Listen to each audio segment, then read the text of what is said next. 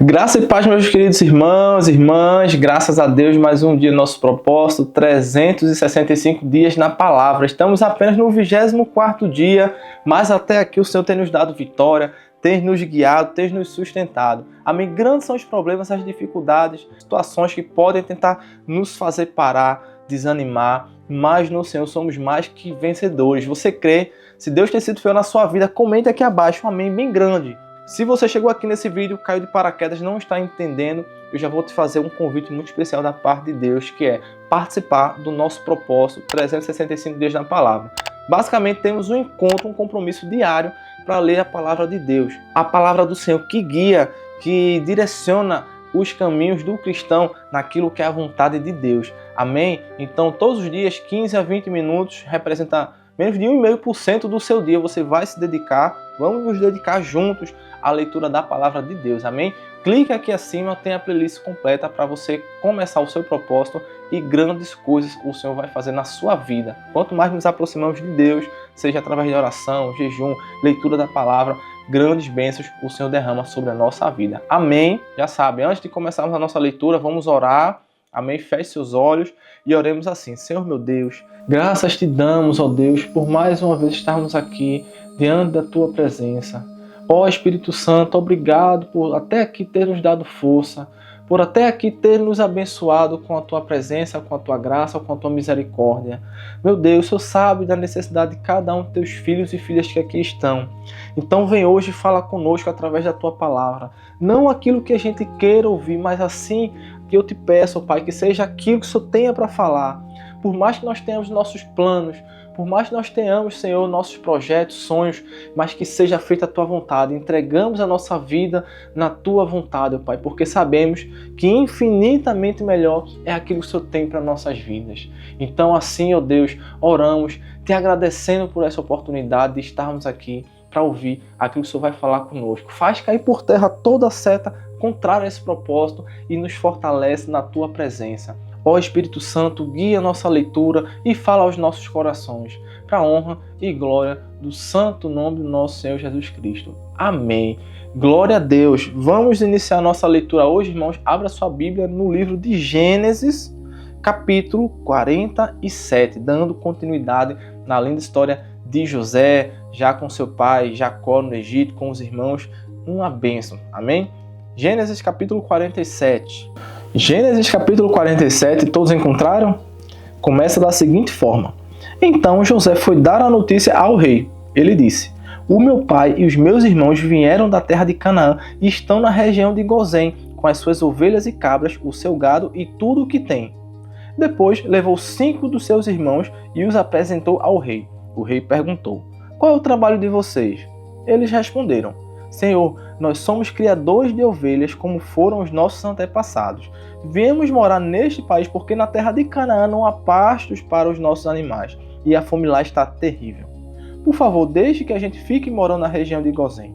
O rei disse a José: agora que o seu pai e os seus irmãos vieram ficar com você, a terra do Egito está às ordens deles. Dê a eles a região de Gozém, que é a melhor do país, para que fiquem morando lá. E, se na sua opinião houver entre eles homens capazes, ponha-os como chefes dos que cuidam do meu gado. Depois, José levou Jacó, o seu pai, e o apresentou ao rei. Jacó deu a sua bênção ao rei, e este perguntou: qual é a sua idade? Jacó respondeu: já estou com 130 anos de idade, e sempre tenho andado de um lado para o outro. A minha vida tem passado rapidamente e muitos anos foram difíceis. Eu não tenho conseguido viver tanto quanto os meus antepassados, que tiveram uma vida tão dura como a que eu tive.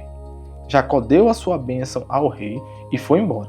E José deu ao pai e aos irmãos terras na melhor região do Egito, perto da cidade de Ramsés, como o rei havia ordenado. Essas terras se tornaram propriedades deles e eles ficaram morando ali. José dava mantimentos ao pai, aos irmãos e aos parentes, conforme as necessidades de cada família. José como governador do Egito. Não havia alimento em lugar nenhum, e a fome aumentava cada vez mais. Os moradores do Egito e de Canaã ficaram fracos de tanto passar fome. O povo comprava mantimentos, e José ajuntava todo o dinheiro e o levava para o palácio. Quando acabou todo o dinheiro do Egito e de Canaã, os egípcios foram falar com José. Eles disseram: por favor, nos dê comida. Não nos deixe morrer só porque o nosso dinheiro acabou. José respondeu: se vocês não têm mais dinheiro, tragam o seu gado, que eu o trocarei por mantimento. Os egípcios levaram a José cavalos, ovelhas, cabras, bois e jumentos, e em troca ele lhes deu mantimento durante todo aquele ano. O ano passou e no ano seguinte foram dizer a José: Senhor, não podemos esconder o fato de que o nosso dinheiro acabou e que os nossos animais agora são seus. Não temos mais nada para entregar a não ser os nossos corpos e as nossas terras. Não deixe a gente morrer. Compre a nós e as nossas terras em troca de alimentos. Seremos escravos do rei e ele será dono das nossas terras. Dê-nos mantimento para que possamos viver e também sementes para plantarmos, e assim a terra não se tornará um deserto. Então José comprou todas as terras do Egito para o rei. Todos os egípcios tiveram de vender as suas terras, pois a fome era terrível. Assim, a terra ficou sendo do rei e José fez dos egípcios escravos no país inteiro. José só não comprou as terras dos sacerdotes. Eles não tiveram de vendê-las, pois o rei lhes dava certa quantidade de alimentos, e assim eles tinham o que comer. Então José disse ao povo: agora vocês e as suas terras são do rei, pois eu os comprei para ele. Peguem aqui sementes para semearem nos campos. Do que colherem, deem a quinta parte ao rei. Use as outras 4 partes para semear e para alimentar vocês, os seus filhos e as pessoas que moram com vocês. Eles responderam: o Senhor salvou a nossa vida e tem sido bom para nós. Seremos escravos do rei. Assim, José fez uma lei que existe até hoje. A lei é a seguinte: em todo o Egito, a quinta parte das colheitas pertence ao rei. Só as terras dos sacerdotes não ficaram para o rei. O último pedido de Jacó. Os israelitas ficaram vivendo no Egito, na região de Gozém, onde compraram terras e tiveram muitos filhos. Jacó viveu 17 anos no Egito, chegando à idade de 147 anos. Quando sentiu que ia morrer, Jacó mandou chamar o seu filho José e disse: se lhe posso pedir um favor, ponha a mão por baixo da minha coxa e jure que será fiel e honesto comigo nisto que vou pedir. Não me sepulte no Egito. Quando eu morrer, tire o meu corpo do Egito e me coloque na sepultura dos meus antepassados, a fim de que eu descanse com eles. José respondeu: eu farei o que o Senhor está pedindo. Então jure, disse Jacó. José jurou, e aí Jacó se inclinou sobre a cabeceira da cama e orou. Gênesis 48, Jacó abençoa José e os seus filhos. Algum tempo depois disseram a José que o seu pai estava doente. Então José foi visitá-lo, levando consigo seus 2 filhos, Efraim e Manassés. Alguém foi dizer a Jacó: o seu filho José veio visitá-lo. Jacó fez um esforço e se sentou na cama. Aí disse a José: o Deus Todo-Poderoso me apareceu na cidade de Luz, lá na terra de Canaã, e me abençoou. Ele me disse: eu farei com que você tenha muitos filhos e os seus descendentes formarão muitas nações. Eu darei esta terra aos seus descendentes para ser propriedade deles para sempre. E Jacó continuou dizendo a José: agora os seus filhos Efraim e Manassés, que nasceram aqui no Egito antes de eu vir para cá, esses 2 me pertencem. Efraim e Manassés são meus tanto como Rubem e Simeão. Se você tiver outros filhos, eles serão seus, e por serem irmãos de Efraim e de Manassés, terão parte na herança deles. Estou fazendo isso por causa de Raquel, a sua mãe. Nós estávamos voltando da Mesopotâmia quando, para minha infelicidade, ela morreu no país de Canaã, pouco antes de chegarmos a Efrata. Eu a sepultei ali, na beira do caminho. Efrata é agora conhecida como Belém. Quando Jacó viu os filhos de José, perguntou: e esses quem são? São os filhos que Deus me deu aqui no Egito, respondeu José. Jacó disse: ponha-os perto de mim para que eu lhes dê a minha bênção. Por causa da velhice, a vista de Jacó estava fraca e ele não podia ver bem. José levou os rapazes perto dele e ele os abraçou e beijou. Jacó disse a José: eu pensei que nunca mais ia ver você, e agora Deus me deixou ver até os seus filhos. Então José tirou os 2 do colo do seu pai, ajoelhou-se e encostou o rosto no chão. Em seguida, pegou Efraim com a mão direita e Manassés com a mão esquerda e fez com que ficassem perto de Jacó. Dessa maneira, Efraim ficou do lado esquerdo de Jacó e Manassés do seu lado direito. Jacó estendeu os braços e cruzou-os, pondo a mão direita sobre a cabeça de Efraim, embora fosse o mais moço, e a mão esquerda sobre a cabeça de Manassés, que era o mais velho. Em seguida deu a sua bênção a José, dizendo assim: Ó Deus, a quem os meus pais Abraão e Isaque serviram, abençoa estes rapazes, abençoa-os, ó Deus, tu que me tens guiado como um pastor durante toda a minha vida até hoje. Que os abençoe o anjo que me tem livrado de todo o mal. Que o meu nome seja lembrado por meio deles, e também o nome dos meus pais Abraão e Isaque. Que eles tenham muitos filhos e muitos descendentes neste mundo. José não gostou quando viu seu pai colocar a mão direita sobre a cabeça de Efraim. Por isso pegou a mão dele para tirá-la da cabeça de Efraim e colocá-la sobre a de Manassés. E explicou: Não, pai, assim não. Este aqui é o filho mais velho. Põe a mão direita sobre a cabeça dele. Mas Jacó não quis e disse: Eu sei, filho, eu sei. Os descendentes de Manassés também serão um grande povo, mas o irmão mais moço será mais importante do que ele, e os seus descendentes formarão muitas nações. Desse modo, Jacó os abençoou naquele dia, dizendo: Os israelitas usarão os nomes de vocês para dar a bênção. Eles vão dizer assim: Que Deus faça com você como fez com Efraim e com Manassés. Dessa maneira, Jacó pôs Efraim antes de Manassés. Aí disse a José: Como você está vendo, eu vou morrer, mas Deus estará com vocês e os levará de volta para a terra dos seus antepassados. Eu dou Siquém a você e não aos seus irmãos. Siquém é aquela região que tomei dos amorreus, lutando com a minha espada e o meu arco. Glória a Deus. Gênesis 47 e 48 concluído. Vamos agora para Mateus capítulo 8. Abra sua Bíblia em Mateus capítulo 8. Jesus cura um leproso. Jesus desceu do monte e muitas multidões o seguiram. Então o leproso chegou perto dele, ajoelhou-se e disse: Senhor, eu sei que o Senhor pode me curar se quiser. Jesus estendeu a mão, tocou nele e disse: Sim, eu quero. Você está curado. No mesmo instante ele ficou curado da lepra. Então Jesus lhe disse: Escute, não conte isso para ninguém, mas vá pedir ao sacerdote que examine você. Depois, a fim de provar para todos que você está curado, vá oferecer o sacrifício que Moisés ordenou. Jesus cura um empregado de um oficial romano.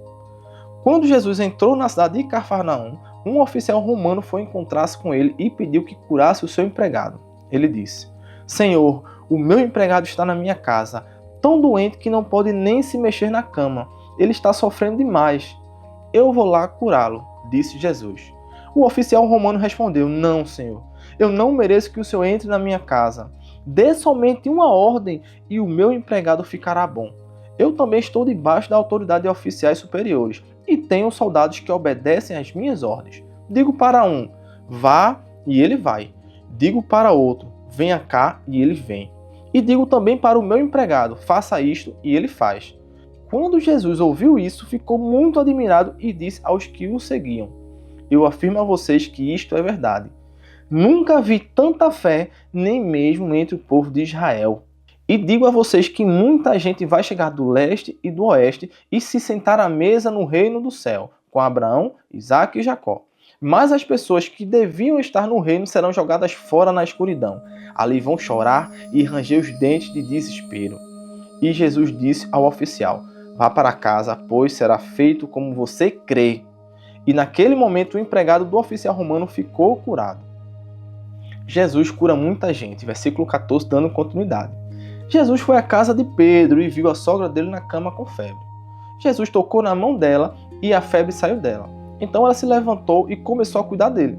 Depois do pôr do sol, o povo levou até Jesus muitas pessoas que estavam dominadas por demônios, e ele, apenas com uma palavra, expulsava os espíritos maus e curava todas as pessoas que estavam doentes.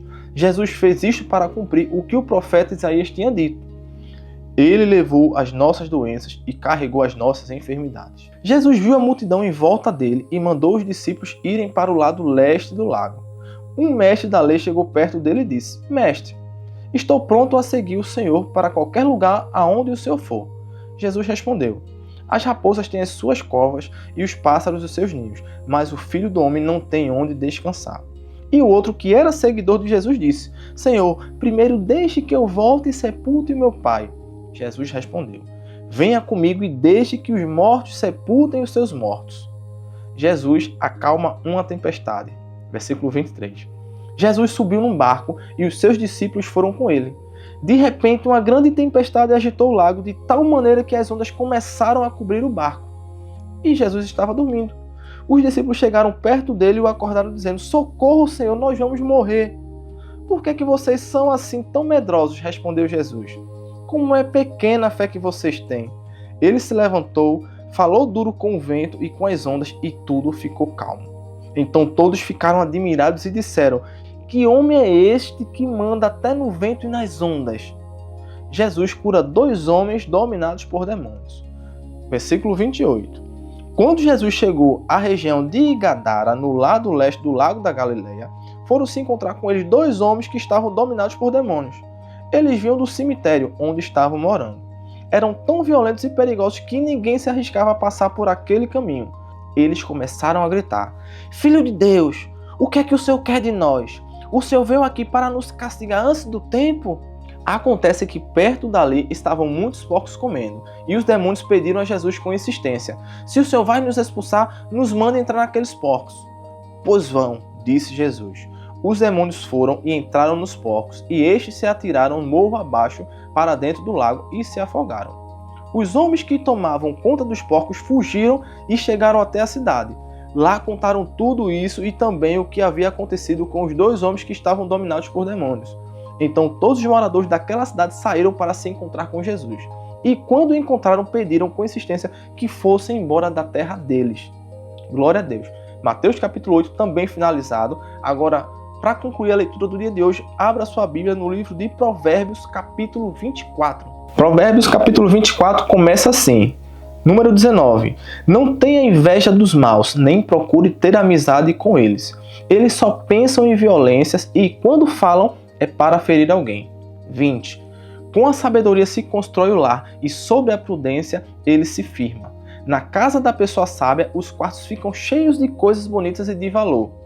21. "Ser sábio é melhor do que ser forte. O conhecimento é mais importante do que a força. Afinal, antes de entrar numa batalha, é preciso planejar bem, e quando há muitos conselheiros, é mais fácil vencer." 22. "Os provérbios dos sábios são tão profundos demais para serem entendidos pelos tolos. Quando são discutidos assuntos importantes, os tolos não têm nada para dizer." 23. "Quem planeja o mal será chamado de criador de problemas. Os planos dos que não têm juízo são pecados. Todos odeiam quem vive zombando dos outros." 24. "Quem é fraco numa crise é realmente fraco." 25. "Procure salvar quem está sendo arrastado para a morte." Você pode dizer que o problema não é seu, mas Deus conhece o seu coração e sabe os seus motivos. Ele pagará de acordo com o que cada um fizer. 26. "Meu filho, coma mel, pois o mel faz bem. Assim como o favo de mel é doce na sua língua, assim também a sabedoria é boa para a sua alma. Se você a conseguir, terá um bom futuro e não perderá a esperança." 27. "Você, homem perverso, não fica espiando a casa do homem honesto para assaltá-la. A pessoa honesta pode cair muitas vezes, que sempre se levanta de novo, mas a desgraça acaba com os maus." 28. "Não fique contente quando seu inimigo cair na desgraça. O Senhor Deus vai saber que você ficou contente com isso e não vai gostar, e ele poderá parar de castigar esse inimigo." 29. "Não se revolte por causa dos maus, nem tenha inveja deles. Os pecadores não têm futuro, eles são como a luz que está se apagando." 30. "Meu filho, tema a Deus, o Senhor, e respeite as autoridades. Não se envolva com as pessoas que se revoltam contra eles, pois, num instante, elas podem se arruinar. Você pode fazer uma ideia da destruição que Deus ou as autoridades podem causar? Mais alguns provérbios dos sábios. Versículo 23. "Estas coisas também foram ditas por homens sábios. O juiz não deve favorecer ninguém. Se ele declarar inocente um homem que é culpado, será amaldiçoado e odiado por todos. Porém, os juízes que castigam o culpado receberão bênçãos e gozarão de boa fama." A resposta sincera é sinal de uma amizade verdadeira. Não construa sua casa nem forme o seu lar até que as suas plantações estejam prontas e você esteja certo de que pode ganhar a vida. Se você não tiver motivo, não seja testemunha contra o seu vizinho, nem fale mal dele. Nunca diga: "Vou lhe pagar com a mesma moeda, vou acertar as contas com ele." Eu andei pelos campos e plantações de uva de um homem tolo e preguiçoso. Tudo estava cheio de espinhos e coberto de mato, e o muro de pedras havia caído. Olhei para aquilo, pensei bem e aprendi a seguinte lição: durma um pouco mais, cruze os braços e descanse mais um pouco. Mas enquanto você estiver dormindo, a pobreza atacará como um ladrão armado. Glória a Deus, glória a Deus. Hoje foi mais um dia abençoado por Deus. Amém. Vamos orar ao Senhor agradecendo? Senhor meu Deus, obrigado, Pai, pelas tuas sábias palavras. Senhor, eu tenho certeza que o Senhor falou com o coração de cada um que aqui está, ó Pai. Continua nos abençoando com a Tua presença, que amanhã nós possamos estar aqui revigorados, sedentos, Senhor, para alimentar da Tua palavra novamente. Continua nos guiando, seja conosco no nosso dia, que amanhã, Pai, nós possamos vir aqui, Senhor, para ouvir a Tua doce voz através das Tuas Escrituras. Senhor, faz cair por terra tudo aquilo que não provém de Ti, toda seta, toda armadilha de Satanás sobre as nossas vidas, e que nós não venhamos tropeçar, ó Deus, em qualquer uma delas, mas sim que nós venhamos nos fortalecer na Tua palavra, que nos guia, é a Tua palavra que nos direciona para aquilo que Te agrada, e ó, como é bom estar na Tua presença, Te agradando, ó Deus. Graças Te damos, Te agradecemos, amém.